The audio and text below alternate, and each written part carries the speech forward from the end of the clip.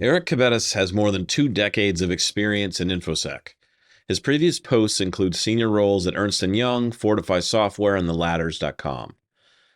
In January 2011, Erik started IncludeSecurity and brought together a team of experienced InfoSec specialists. Since then, IncludeSecurity has become a sought-after consultancy that has performed security assessments for various industries, including technology startups, e-commerce businesses, software vendors, and financial services firms. Outside of his day job, Erik has won several ethical hacking contests, including DEF CON CTF. He's also served as a hacking consultant for TV shows and movies produced by MGM Studios. Erik joins us to explore why we have so many vulnerabilities. Simple question, right? We cover his experience as a hacking consultant for TV and movies, thoughts on memory-safe languages, and why IncludeSec bans OWASP language from their reports. We hope you enjoy this conversation with Erik Cabetas. Are you struggling to measure the effectiveness of your secure code training? You're not alone. That's why we're proud to share that on average, Security Journey learners increase their knowledge an average of 33 and as much as 85%. Our diverse training content satisfies a variety of adult learning styles, from conversational training videos to hands-on secure coding activities, ensuring that learners are engaged no matter their learning style. Visit securityjourney.com to try our training today.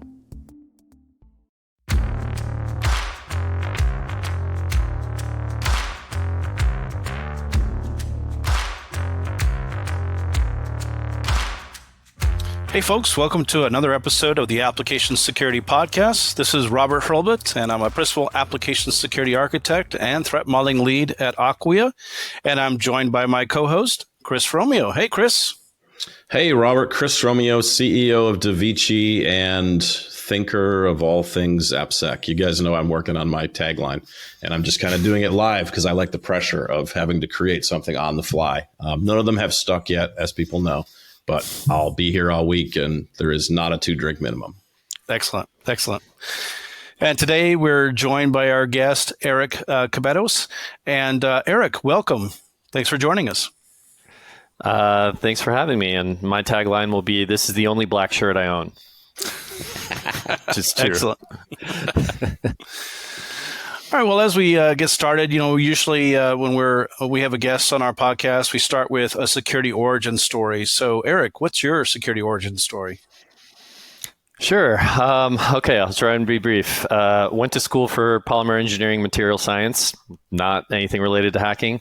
My roommate took over my computer, backdoored it. I was like, what is going on here? This is very strange. This is very interesting. Wanted to learn about computers, signed up for a class called Exploring the Internet. In that class, it was pretty cutting edge at the time because this was probably around 1998. And they gave us access to a Telnet terminal on a Alpha True 64 Unix box. And I was coding HTML and teaching myself shell scripting and stuff like that. Taught myself C. Found the whole wonderful world of underground IRC security research, wrote some exploits, learned how to find vulnerabilities, met some wonderful people in my old hacking research groups, and got into the industry in 2001. Started out at Microsoft on the IIS-6 server team, which you might recall IIS-5 was the one that had like 25 RCEs. IIS-6 only had one. We improved a bit. And then after that, worked at Ernst & Young in kind of like big financial pen testing. And after some years of that, and that team was called the Advanced Security Center. So my company, IncludeSecurity, came out of there. Gotham Digital Science, which is now Strauss Consulting, came out of there. Bishop Fox came out of there. So we were all like a really fun team of pen testers. But after some years of high travel in that world, I decided to kind of go more corporate and ran a security team for 3 years here in New York City, where I'm based out of. That was a great experience because it kind of put me in the blue team side of the house, and my shoes were regularly stepped on by pen testers and bug bounty people, and ethical and not so ethical hackers that were trying to extort us. So I had a lot of interesting experiences on the defensive side.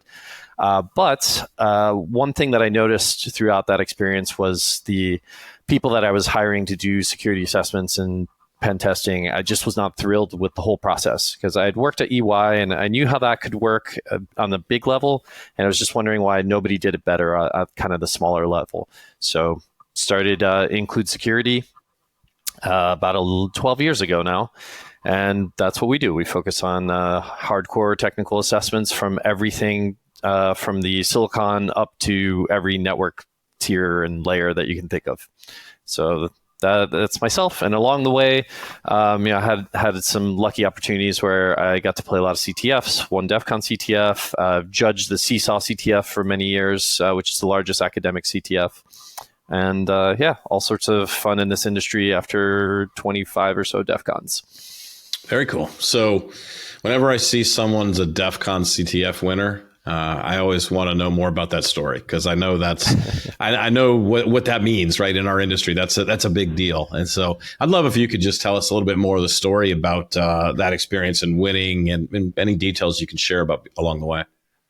Sure, absolutely. So when I first started finding these war games and CTFs online, there were only really two in the world. One was DEF CON CTF, and the other one was based out of the Middle East. I think it was in the United Arab Emirates. And the website, you would just go to it and play war games and level up, and it was kind of cool. It was like maybe 1999 timeframe. Come to find out many years later, hanging out at ShmooCon, that was actually a website run by the U.S. intelligence community to see what the current level of skill set in the hacking community was. Yes, I'm sure I was profiled at some point by them. But the way I found DEF CON CTF was I was doing work at Microsoft, and I was put in this room called the Dungeon, and there was this guy in a big druid robe, and the whole room was dark, and there's just Christmas lights lighting the room. There's this guy in this druid robe blasting psytrance in the corner of the room, and he's like, well, what do you hack on? And I'm like, well, I'm trying to learn buffer overflows, and like I'm trying to like really learn these exploits. And he's like, you should go play DEF CON CTF. He's like, just trust me, like learn that stuff and play DEF CON CTF. I was like, okay. I read up about it. I was like, oh, you need a whole team. I don't know anybody in this industry. And he goes, just show up and I'll introduce you to some people. So the guy was named Michael Eddington, co-founder of Leviathan Security and Deja Vu Security, and the guy in the druid robe. And when we got to DEF CON, he introduced me to a bunch of the different tables, and I got the same reaction from every single table. They're like, yeah, we've been practicing, like, don't just walk up to us and be like, come, can I join your team? You're probably some plant. So I just told everybody, I wrote down my phone number. I was like, hey, here's my number. If you change your mind, I'd love to play. And after day one, the last place team was like, listen, you seem like a nice person. Come join our team, because we can't really do anything from here. So like, even if you are plants, like you can't do anything about it. Like we're already in last place. It's like, all right, fair enough. So that team was called Team Anomaly. And by the end of day one, we were 8th place. And by the end of day 3, we won. Hence the cool name. We named the team first, or they named the team first before we did the anomaly thing. Cool. My contribution was I wrote a couple exploits. One was a web app exploit, and one was a buffer overflow exploit on a CGI.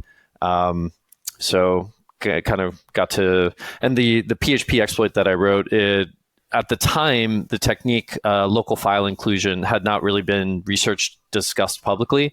So I used an LFI attack to get RCE on the system. But at that time that we were doing that, there was no public research about it. Nobody said like, hey, here's a new attack style or whatever. Like we were just kind of figuring it out on the fly. And, in the subsequent years since then, that's just kind of like a standard technique. But when you're in the mix and in the heat of CTF battle, you're just like, what is this? I don't know. How does this work? I don't know. Let's just figure it out. Okay, the exploit works. Great. And like a year later, people are like, oh, here's a whole presentation about this technique and what it is. Not based on my work, but it just was, somebody published it like a year later, coincidentally. Oh, very cool. Very cool. So just to dive in today to some of the things we're going to be talking about, one thing we noticed when we're talking to you about being on the podcast is that you mentioned you were a hacking consultant for TV shows and movies, and very curious about that. What does a person who is a hacking consultant for TV shows and movies do? And are there any stories that you can share from those experiences? Sure. So when was this? 2013-ish. I had heard that they were going to make a TV show about hacking, starring Christian Slater. And I'm sure every single person listening to this is being like, oh, Mr. Robot. No, there was actually another hacking TV show starring Christian Slater before Mr. Robot called Breaking In. It aired on Fox for 2 years. And it was about this. They were trying to make The Office, but with hackers. And it turned out to be this sort of like hybrid of the A-Team, that old show from the 80s, with The Office, like the comedy from The Office, with just like ragtag group of people. Didn't quite work out. So after 2 years, they canceled it. But I had heard that the show was just in very early stages of planning. So I did some OSINT analysis to find out the email address of the development staff at MGM, the director, and the writer. So I went and I just emailed them all directly. And I think the subject was something like, you please don't make your hacking show suck, or something like that. And I just wrote them and I said, listen, I'm a hacker. We've seen too many bad shows. And I just gave them the profile of like 8 of my friends. I'm like, hey, here's Alex Sadorov, Dino Dizovi, Stephen Ridley. Like, here's a bunch of different people who are really, really good at this. Talk to any of them, but please don't like go get somebody that doesn't know what they're doing. So they wrote me back and they're like, well, what about you? And so I got on the phone with them, and that ended up working out. Now, what does it mean to be a consultant for these? You're all involved, for the most part. 95% of your work is the pre-production. So the script for each episode, they usually work on it in a day. So the writer's room has, this particular show had maybe 8 or 9 writers on it. One person takes lead, kind of writing the script, and then everybody else just starts throwing out ideas. And then the main writer of the kind of is the one that like does the commits. He's like, yeah, add that, add that, add that. So you got the scribe person, the main writer, and then everybody else that's just verbally kind of spitballing ideas and turning this episode into something. And it starts out from an outline, usually a half page to a page outline from the main writer. So they've got the main points of the episode, and then they fill in all the gaps. So where I kind of helped out there is after they got that first draft of the episode, I would kind of take a fine-tooth comb to it and look for everywhere where technology may play into it. So it'd be like, okay, they say this and then they do this, so that you could have them holding, a Raspberry Pi while he says that. And that would add like technical accuracy and correctness to a statement. So I would add in like little notes like that. So after I get the first draft, I submit my notes. And then I also, if there's technical dialogue, I usually give them 3 options. One is, if there's technical dialogue that I saw that was incorrect, give them 3 options. I'm like, 1, this makes it a tiny bit more correct, but fits the story. And then this one makes it a lot more correct, but kind of deviates from the narrative a bit. And then the third is, this makes it 100% correct, but you're going to have to rewrite the section around it, or maybe this entire scene. So I'd always give them 3 options of kind of, levels that they want to correct it. Sometimes they choose option 1, sometimes they choose option 3. It just depends on what the lead writer feels at the moment. So that way it kind of gives them the flexibility to work in their narrative and what they want the episode to be, but also lets them know, hey, this is how you could get it 100% right if you wanted to. And then every once in a while, I would give them like little things to add, like, hey, if you mention this here and use this line with these words, like it would reference Anonymous, like the hacking group, and people would get that, So there's just kind of like a back and forth like that. I give them notes and they incorporate some of them into the scripts. Did you ever get to visit the set while they were shooting, or was it all remote?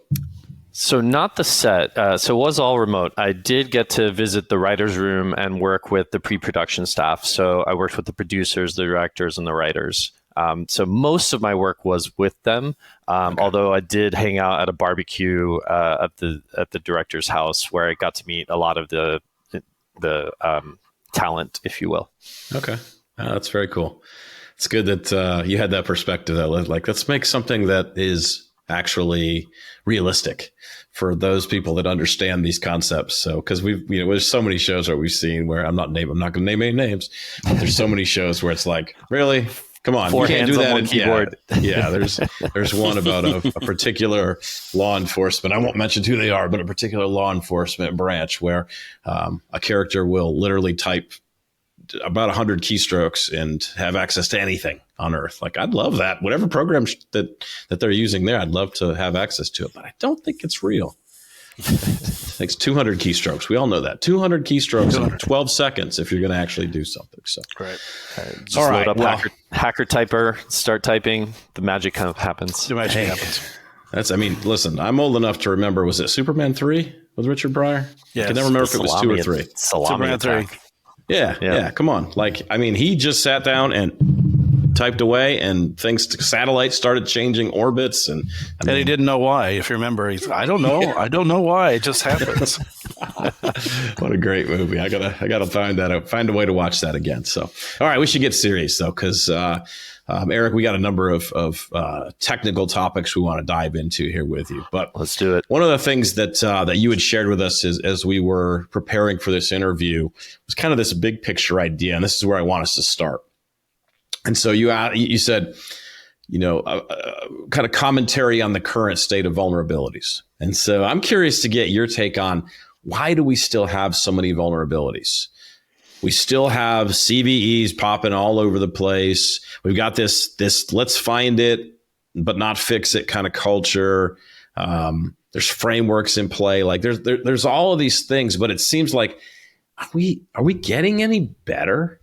Or are we not? Or are we staying the same? So I'd love to get your take on that and see where you go with it. Sure. It's a big topic, right? And I think we could write a book on this topic. But kind of like on a high level, I'd say the answer is a cautiously optimistic, yes, we're getting better. But the rate of improvement is nowhere near. It's just a linear slope that's slightly positive. It's not like the exponential we're getting better that we all would love to see. And the reason it's getting better is because we now have the full picture in place. Like 5 years ago, we weren't thinking of the dependencies of our systems, and people weren't attacking those as much. But we had to keep expanding. The attackers kept expanding. The defenders kept expanding to the understanding of their whole software ecosystem, from CI/CD and dev builds all the way to the final deployment and operation. We now really truly consider the entire SDLC, whereas before I think a lot of people just gave lip service to that concept. So we are going to get better now that we have that holistic mindset, and there's like a million SCA and SBOM tools out there. That's going to need to distill down to a couple really effective products and tools. Currently, I think we're still a bit of Wild West in that space. But these things now, we have all the third-party trusts well considered, whether it's web like JavaScript SDKs or whether it's just straight binary blobs being put into your mobile apps and things like that. I think we've got a holistic understanding of that. So these things will get better. They're just a little slow to get better. And how could we amplify that? In my opinion, it's really three things. It's all of the standards in security, whether they be compliance, contractual obligations with your partners, peers, and customers, whether they be standards that you declare as making, or maybe it's regulatory. Any of these things, I would say 99% of our clients come to us for one of those four reasons. Like, hey, on the B2B side, maybe on the B2C side, you're some social network or you're like an e-tailer. Maybe there's some other things that you're concerned about, like Federal Trade Commission and things like that. Not so much those 4 points, but at least on the B2B side, 99% of my clients come to me for one of those four reasons. Now, all of those, they kind of set their standard 10 to 20 years ago. They're like, hey, you want PCI DSS certification, you've got to do a pen test.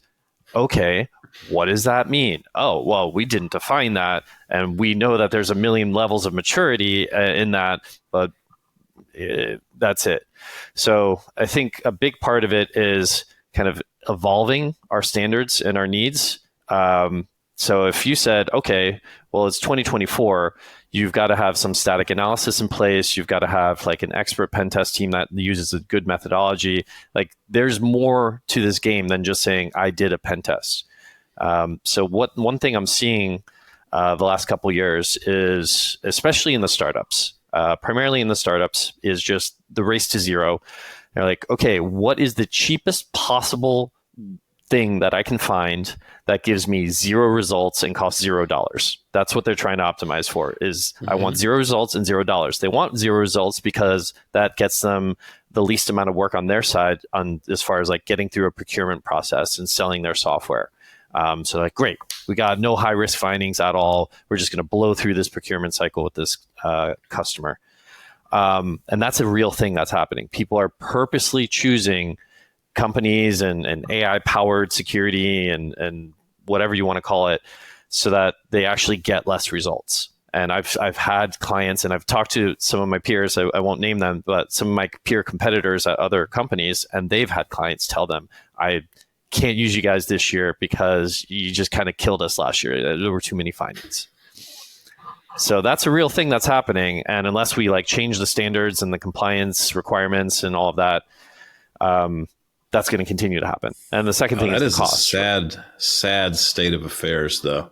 Yeah. That people would really race to the bottom like that. And like, I don't know. I mean, I've started companies and built products, and maybe it's because I'm a security engineer at the core, and then I'm all the other things kind of in the outer places, not, at the core. But like, I couldn't imagine doing that. I couldn't imagine, like, part of building a platform and building a product for customers is I want to do the reasonable amount of security for where I am as a company at that point. And that's not, and a race to the bottom is not reasonable. You could also say, do I need a weekly pen test of each release that comes out to truly generate enough assurance? I mean, if I had a customer that was paying me, $100 million a year for the software, we could do that. That would make sense. But there is something more reasonable than race to the bottom versus $100 million contract that requires continuous pen testing.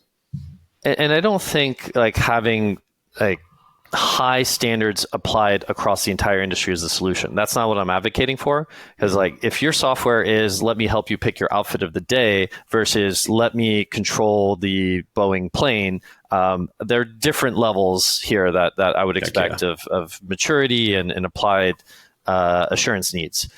And how this could happen is, I think the compliance, the standards, everything's got to kind of level up. And then organizations like CISA or CISA coming out of the U.S. government. And then I hear a rumor that perhaps there may be some presidential executive orders kind of stating, hey, things need to get more mature. I had a rumor, nothing confirmed, but that the challenge there, though, is, and I had this same problem with the initial executive orders, right? They only apply to people that are providing software to the government, which sounds like it should move the industry. But at the end of the day, it doesn't really move. Yes, there are some big companies that sell software to the government, and I get it. They're finding ways to try to manipulate their software into those requirements in such a way. But for the bulk of the market, there just isn't. Executive orders don't really drive them to action at the 1 or 2 year mark. Yes, there'll be some carryover. There's always some carryover from standards that are applied to the government over a number of years after them. But right. Yeah, I mean, I'm with you. I want to see us do something better, but I don't know that the executive orders are going to do anything to move the needle before I retire. And I've probably got 10 or 15 years left. So I think it would be a trickle down effect, right? So U.S. government is not buying the latest CI/CD from some startup that just started last year. That's not happening. Yep. But they are buying all the major software from Adobe, Microsoft, SAP, like all these big independent software vendors. So if they can just tell all these ISVs, hey, meet this minimum level of security, and that is actually well defined, then I think it's a trickle down effect, because all those ISVs will then tell their partners and the people that they procure software from, like, hey, we can't work with you unless you meet our requirements, our level of need. So it's kind of a trickle down effect in that way. But it's, even if CISA today releases something that says you got to do this, it takes years to kind of like meet the enforcement, and they would put it out for requests for comment, and then, you know, it'll actually get written in and people have to meet it 2 years from now. And then there'll be a grace period. And then after it gets enacted, then years after that, will all the big companies trickle down to the small companies on that transitive like requirements of trust. Yeah. And my hope was that the market, I don't know why I'm such a pie in the sky thinker, I guess, but I had this dream that like that we were going to have the market was going to drive this. Like consumers were going to get smarter. Like, I mean, I started in security in 1997. So I've watched, and you know, we're all basically from the same vintage here, right? Like as far as our background in security. And I just, over the last number of decades, I was like, the consumers are going to catch up, and they're going to drive the companies to care for their data, both the security and privacy of that data better. And the market is going to weed out people that don't do it. I'm sad to say I was completely wrong because it hasn't happened. I thought the data breach world that we remember, the beginning of the data breach wars, where it was a big deal and like, oh, I got a letter in the mail and I can't believe my financial world's falling apart. I have to go get a police report because somebody stole my credit card, right? But that's been accelerated so much. We're like, when's the last time you cared about a data breach? We don't, because it doesn't really impact us at all. Exactly, because all the things that could result of that, the identity theft, the credit card thievery, like all of these things have now been mitigated. There's cyber insurance that covers it. There's all sorts of ways to deal with fraud. We've essentially just baked in fraud into the standard course of business. Instead of making everything more secure, we just accepted things are not going to be secure. It's the kind of the consumer equivalent of assumed breach. Well, we're just going to assume everything's always going to get hacked, and let's deal with that reality. But yeah, it is sad, but it is reality. So we kind of have to align with what the consumers say, and the motivations and incentives are something like I think about a lot. There's this really great academic conference called the Economics and Security Conference, I think it is. It's put on every year. I think it's in Boston. But love that, the papers from that. Very cool. So just changing a little bit, another topic is around memory safe languages. And just curious about your thoughts on those types of languages and the current initiatives towards their adoption. Sure. And you know where I'm going with this, Robert. I'm going to ask you to define what a memory safe language is. Well, I probably have a longer definition based on just experiences, but many years ago, started with C and C++, which was always dangerous with pointers and all kinds of things you could do with memory, but you had to be very careful with memory. And then we had, after that, we had more memory safe, what we called memory safe at the time, Java and .NET, which were more non-deterministic in terms of memory handling.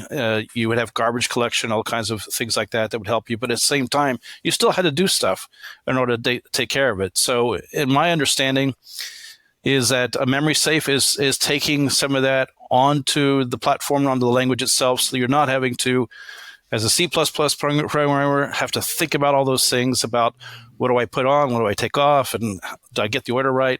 Non-deterministic, did I still free up the garbage or free up what I'm using so the garbage collection can take over? That kind of stuff is just gone. All right, I'm gonna ChatGPT summary. I'm not using ChatGPT, but I'm going to use my built-in summarization to say everything Robert just said, abstracting memory management away from the programmer, away from the developer. Yeah, and then you have to end with, does that sound like a good solution to you? Question mark. Thanks, ChatGPT. Yeah. So I think we kind of understand, assembly, C, sometimes C++, these languages with that manual management of memory, it creates a dangerous situation, which yields the buffer overflow type of attacks. Some people call them memory corruption. Some people call them memory trespass. But this whole family of attacks, if you see the numbers put out by Google, by Microsoft, they've analyzed all of the vulns that have been found in their browsers, both publicly and privately, and they both come around the same number. I think Mozilla also did this. All three of the major browser vendors did this same exercise and were very close numbers. 70% is how many vulnerabilities they have that are memory corruption related. So that tells you a lot. I think at Microsoft was like 74%, and Mozilla was like 69%. But if you average them all out, it's about 70%. So it tells you a lot about kind of how important that concept is. And if the whole reason people are using these more quote unquote dangerous languages is to be performant and be fast, right? We're trying to squeeze out that little bit. When you have a software as complicated as a browser, everything that's one cycle longer builds up because you've got so many threads, so many JavaScripts running, and it ends up being a lot slower to the end user. So how do we kind of figure that out? And we have to use these more modern languages that are fully featured, but yet manage the memory for you a bit. So Rust, Go are kind of like my go-to when I use examples of memory safe languages. If Rust and Go, but we do know from those surveys from the browser companies that if everybody was on Rust and Go today, we still would have 30% of the vulns remaining. And those, can be worked out with like good layered security. Robert, I know you do a lot of threat modeling, like really understanding the threat model of where things can go wrong between layers and ensuring the access controls and tightly abstracted but tightly defined abstractions across those layers. So that's like a whole nother type of software engineering. And frankly, it's a type of software engineering that I've not seen a ton of innovation. I see a lot of code level innovation and sandboxes and memory protections and mitigations, exploit mitigations, all of that, tons and tons. But tell me, when was the last time that you saw somebody say, all right, I'm going to integrate the software engineering architecture and the threat model into something together, either from the security side or the development side? I've not seen anything kind of like help really push that well. It's more manual. The people that I know that do threat modeling, like nobody's done something integrated like that, really. What are your thoughts, Robert? Yeah, overall, I see more ad hoc type of solutions. Those who have good experience and background in both areas to be able to put those together. I think the future is bright, though. I see new tools that are coming along. Various aspects that are going to help them with some of the AI solutions and so forth. They're going to try to help them think about those kinds of things and putting them together. Some possibilities there. So we'll see. But that's what I've seen so far is more ad hoc. Those that have those experiences being able to pull those together. Yep. So, the adoption of Go and Rust, these languages have been around a while now. Go's probably been commercially viable probably on the order of 8 years, and Rust probably on the order of 4 years. So they're out there. 1Password, and this is not a secret, but you can, reverse engineer it and figure out that, and also see on their job sites what the programmers they're hiring. They're hiring Rust programmers. So they're using a lot of memory safe languages, and you see the result is 1Password compared to all of the other types of companies out there that do similar types of protections. They're much more secure. They have much less vulnerabilities. The other guys all have tons more vulnerabilities. And that's a core part of it, is starting at the language choice. And then it's design on top of that and further maintenance and deployment and all that. But it starts out with language choice. So, is that going to be something that comes from CISA? I think we've seen something. If we saw something from CISA or from US Gov that said, hey, every vendor that sells to us has to, within 4 years, create all new software in a memory safe language, if there's something like that, that would change a lot. If you said something like all new software that you're creating, because a lot of these languages like Go and Rust can interoperate with C and C++. Like I can make a DLL and Windows in Go or Rust that then I can call from the other components, right? So you can interoperate with these things. It's not just, it's got to be Rust or it's got to be C. So I'm just imagining people that could be crazy. After that statement comes out, writing a wrapper in Go or Rust around their C and C++ infrastructure. Like, it's written in Go. I'm telling you, it's written in Go. Yeah. And then everything is like a transport layer towards their internal C and C++ languages. Putting a Band-Aid around the bazooka pointed at your foot. Yep. Proxy as a service. It's a new type of system that I'll be releasing if this becomes a law.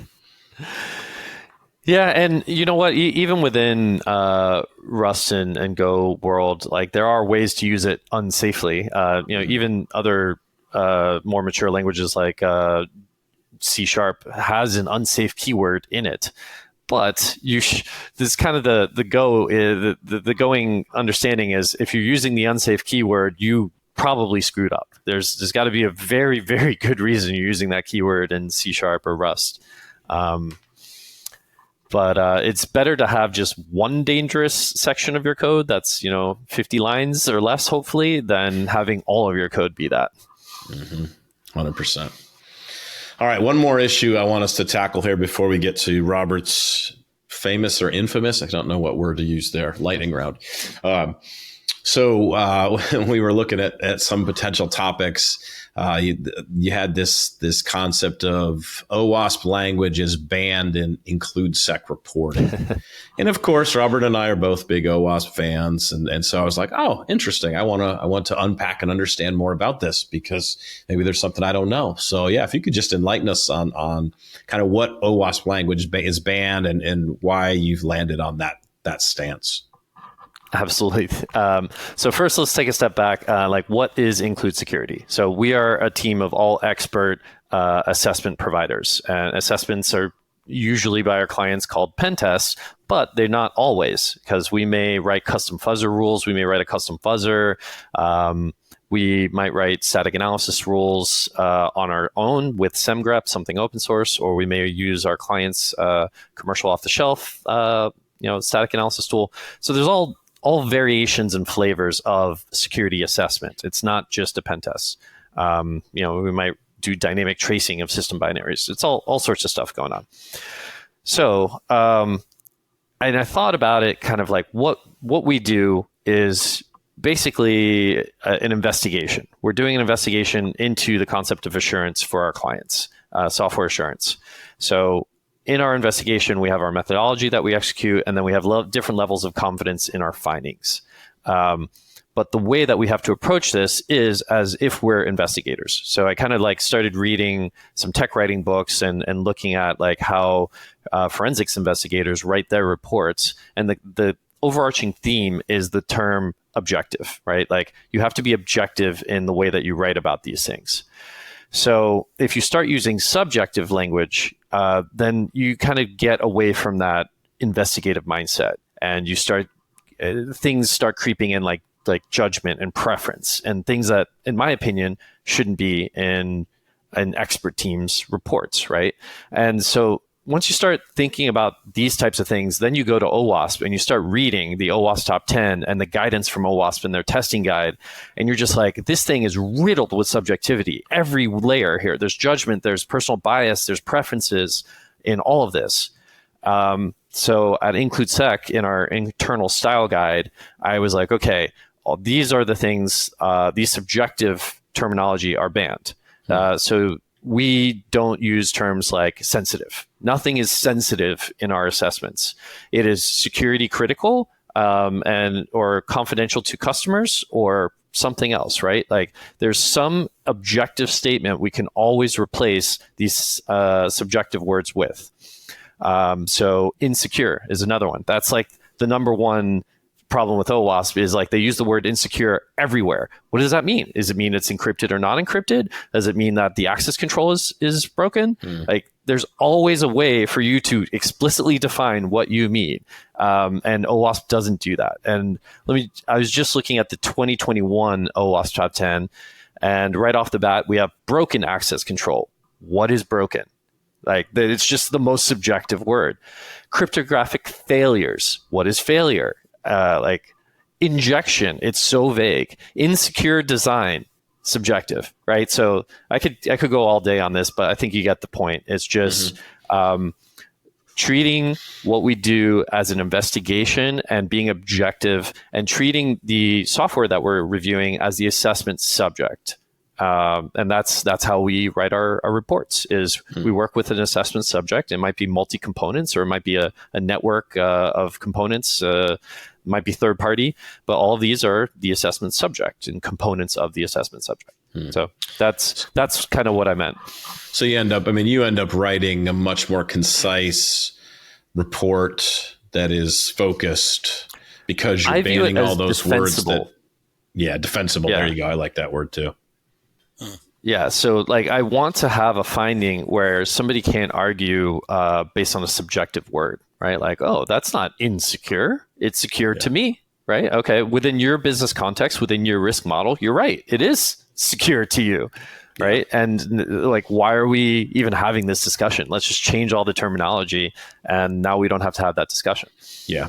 And I'm gonna go off the script here for a second and say, people that are looking to do testing engagements, the things Erik just described are not things that most companies are able to do. Create custom SaaS rules, create fuzzers, all these types of things. And so I'm giving you a plug here, Erik. Just that's IncludeSec, what you guys are doing. Like if those are the things that you're doing as part of engagements, then you're in the top. You're in the top echelon of people. Just because, like I said, I've been around security for a long time. I've seen the wave of pen testing vendors that came through that were running vulnerability scanners and that whole thing. But you guys are, based on the things you're describing there, that's next level stuff right there. And so just want the audience to know that. I may be biased, but I agree with you 100%. Like I created this team to be like an all expert team of hackers, and like, and part of being that all expert team is thinking about the business side as well as the industry side when we're doing our work. So we don't just put out a report, we put out a better report. We want to put out something that our clients have full faith in, and their customers and business partners have full faith in. So, so I could get on about like branding and trust and all other stuff, but that's another episode. Yeah. So Robert, take us into the lightning round. Okay, yeah. So the lightning round are three questions that we ask. The first one is just really your controversial take on this. What's your most controversial opinion on application security, and why do you hold that view? Okay.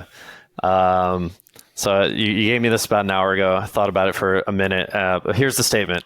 FANGs are utterly failing the industry and supporting secure development. So when I say FANGs, I'm talking top 10 websites, top 10 independent software vendors. Like, just to kind of like, that's who I'm thinking of when I'm making this statement. You saw companies like Microsoft and Google, like 2 years ago, something like that. They came out with a statement saying, a joint press release with the US government saying, we're going to spend $20 billion invested in security over the next 5 years. How is that, that's all their stuff and their products. All they would have to do is carve out like $10 million of that and create a secure code training platform that the entire world could use. And it would be free, and it would like eliminate like a dozen different training companies. Now, is that good for those training companies? No, but it's good for the holistic security of the world. And it would be 10 million of the 10 billion that they want to spend. And you could create an expert training platform that would have all levels of knowledge from all sorts of practitioners. It's a real thing that could be really done. And if the FANGs got together, the top 10 ISVs got together, they just throw in like $1 million a piece. That is nothing to them. And this could really get done. So I think things like that, initiatives like that, and the things that we talked about in this podcast earlier about like, all right, well, what are the requirements for what a pen test is? What is software assurance? Like, really defining those. I see Google doing a little bit of this with OpenSSF, that organization they have. They're putting out some cool tools, some cool ideas. They're sponsoring some really cool open source assessments. But I feel like it could be a lot more could be done on the proactive side. There's no reason why these companies can't get together and buy out awesome companies like SemGrep or CodeQL from GitHub and like just make that open and free for everybody. And now the entire software industry is improved. And this is not for these companies. This is if they're going to invest $20 billion, 10, 20, $30 billion, we're not talking a lot of money here compared to that scale, right? We're talking tens, if not maybe 100 million. So yeah, I think that is the core of why all of this is failing, is because those companies aren't taking the responsibility to really level up security where they could. And if they don't, then the government's going to have to mandate it. So that's my controversial take. Okay. The next is a billboard message. What would it say if you could display a single message on a billboard at the RSA or Black Hat conference? Can you just limit me to the RSA conference? Sure. Okay. Shut this conference down. The RSA conference needs to be completely separated, or maybe not shut this conference down, but split this conference in two. Like, we need to be okay with the fact that there is a business conference in security. And that is what RSA is, but it's still pretending to dress up as a technical security conference. Just rename it the Business of Security Conference or something like that, and make it such that decision makers are there and the vendors are there, and there's an actual good organization of these two networks interacting. So it's not the current show that it is. It's just so unorganized. The decision makers want to buy, the vendors want to sell, and like that simple two-way ecosystem is not serviced well by RSA conference in any way. And I think it needs to go away. There you go. Second hot take for you. Okay. I think we got the controversial in that one as well. All right. And the last one is, what's your top book recommendation and why do you find it valuable? Gotcha. Well, I have a bookshelf behind me, and if you can see, this is Security Engineering by Ross Anderson. In my opinion, this is the book that changed a lot of the ways that I think about security. And I think it's on its third revision or something like that. Third edition, I think it was finished, yeah. And my buddy Alex, who's head of security for Qualcomm, he about a month ago, he gave like a scathing review of the book on his LinkedIn profile. And listen, like 80% of his points were totally valid. There are some things in this book that are a bit too academic, and there's some things in this book that are a bit of just storytelling without actual practical application. But if you can read in between the lines on all those parts, there's lots of aspects of the book that talk about security versus usability, security as a business enabler, and lots of those concepts. And it kind of started getting my head running. I read that book when I just joined as the director of security of that e-commerce company. So, I'm here on a blue team, and I read that book exactly at the time that I needed to get that mindset. Another book was The New School of Information Security by Shostak. That book and Security Engineering, I read those together right when I got that role, and I really was able to move my mindset from like, hey, here's hack, write exploits, audit code mindset to here's how to run security programs. And you really have to get out of the idea of let me like just show you how cool I am with finding vulns and let me actually affect positively the way this business is run. Yeah, that's good advice. All right, so Erik, what's a key takeaway, call to action? How do you want to wrap up this conversation? So I'll give you the high level and the low level. The low level is, hey, you're a security engineer, security manager, kind of listening to this. Think about everything that you do in a business context, right?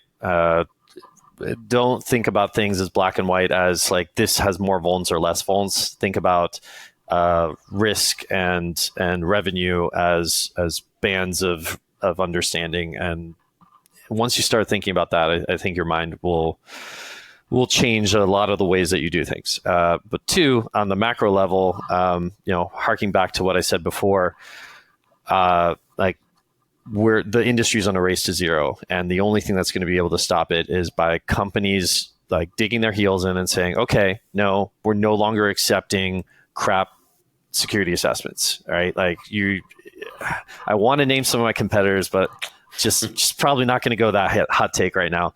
But there are competitors of mine where they'll do a pen test for $5,000, and they'll just give you a report, and that works, right?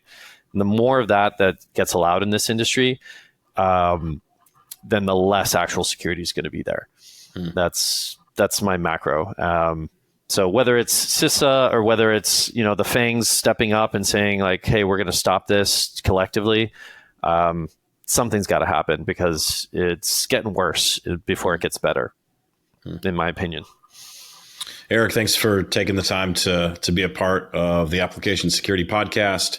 I really did enjoy the depth that we went and the breadth. Listening to me rant.